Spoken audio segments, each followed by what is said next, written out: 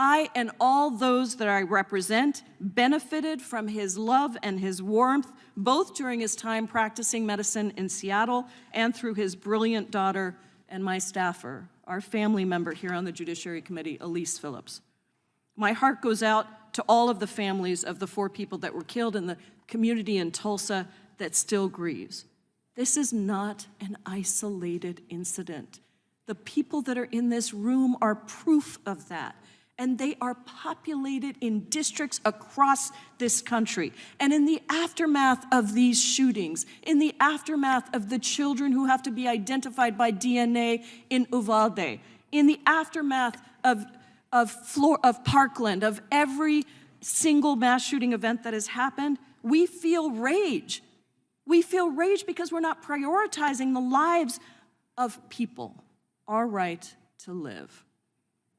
The rage that I feel that in just 3 hours, a person can buy an assault weapon and commit a mass shooting while conservative Republicans look the other way.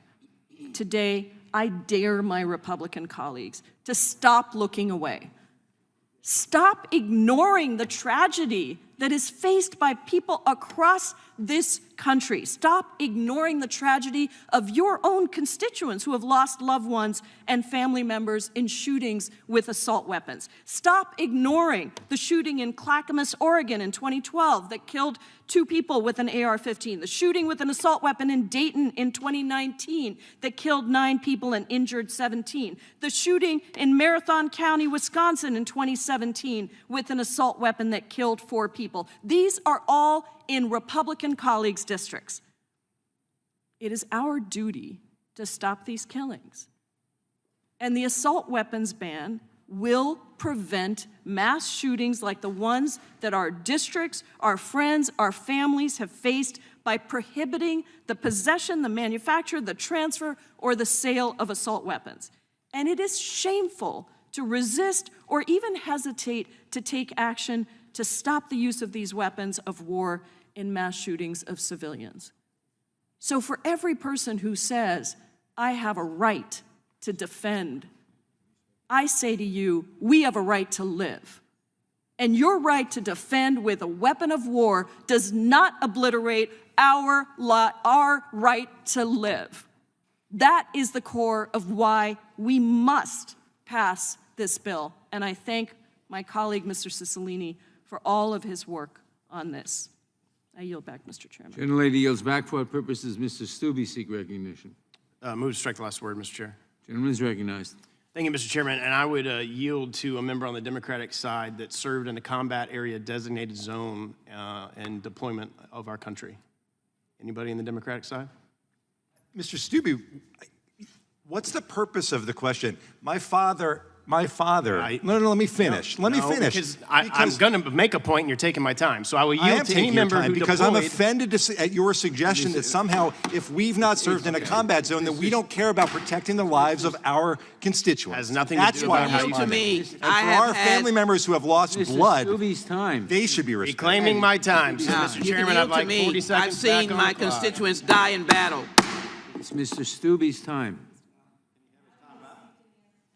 Gentleman is recognized. And I will ask for 40 additional seconds that I was taken. Okay, so I served in Operation Iraqi Freedom. I served in the Army, and there's a lot of talk in Washington about weapons of war. And my purpose of yielding to one of my colleagues who may have served was to ask them a specific question of what type of firearm were you issued when you were deployed?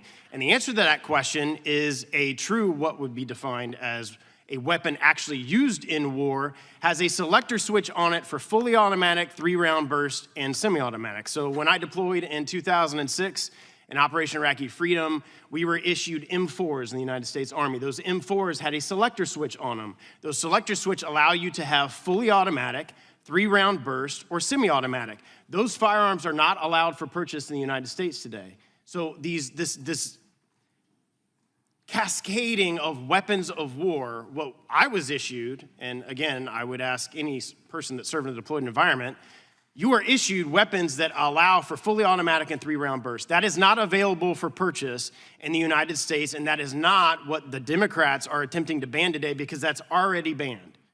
What we're talking about is a semi-automatic rifle that only is used in a semi-automatic form. So behind me is a typical AR platform weapon, and you can't see it because it's on this side, not the other side, that has a selector switch on it. That selector switch is only for fire or not fire, safe or not safe, and that is for a semi-matic operation of the weapon, which means every time I depress the trigger, a round comes out of the firearm. All right, next slide, and just move it over. This is the most popular handgun in the United States that was purchased is the Glock 19. It functions in exactly the same way as this rifle. It's a semi-automatic, just like that's a semi-automatic. The rifles not available for purchase don't have a selector switch for 3-round bursts or fully auto. This is a semi-automatic handgun. As quick as I depress the trigger of this Glock 19, a round comes out of the chamber. The functionality between that weapon and this weapon are exactly identical. There is no difference. So you're banning a class of weapons that you don't like the look of, not because of functionality, not because of how fast a round comes out of the weapon, just because you don't like the way that they look, because they function exactly the same. Now move this one over one. So now this is a Glock 19. Glock 19 comes with a 15-round magazine, which under this bill is legal, although it's interesting that a couple weeks ago you banned 10-round magazines and then you changed it to a 15-round magazine. It's interesting to understand the thought process there, but that is for another time. This is a 6-hour P320, which some of you probably saw in one of the hearings on the magazine bans. I showed my P320. This comes with a 20-round magazine. So under this bill, because it has a 15-round magazine ban, this gun would be banned because you wouldn't be able to use it. Again, it functions exactly the same as that gun. It functions exactly the same. As fast as you depress the trigger is as fast as a round comes out. So now the next one. So that gun would be banned. That would be okay because you can put a 15-round magazine in it. This is a lever action. Under this bill, lever actions apparently are okay, but semi-automatic AR platform rifles are not okay. So we're going to discriminate against the type of firearms that we're going to use, despite the fact that the functionality is the same. The only difference here is after you depress the trigger and a round comes out, you have to reload using the lever action, which saves you maybe half of a second. The next one, which is also legal, is a tubular.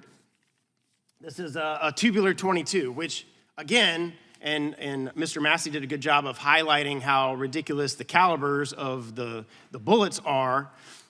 The Democratic majority is discriminating against some of the most popular weapons in the United States simply because they don't like the way they look, not because of the way they function. And there are so many Americans that are confused when they see the semi-automatic rifle that the Democrats want to ban as being fully automatic. It's not. You can't purchase that. It's illegal. It is not a weapon of war. A weapon of war has a fully automatic switch or a 3-round burst.